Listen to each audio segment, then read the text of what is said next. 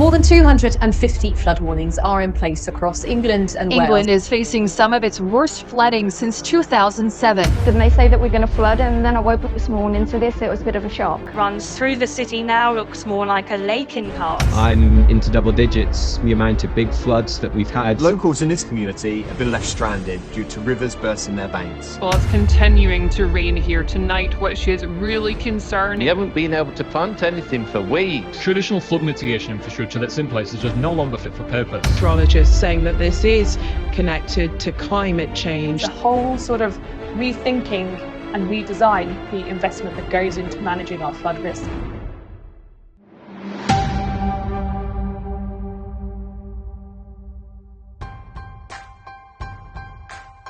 Fernco Flood Protection. Fernco Flood Protection. Flood Protection, the brand new category from Fernco. With the challenges posed by climate change, the need for these solutions could not be more timely from Fernco.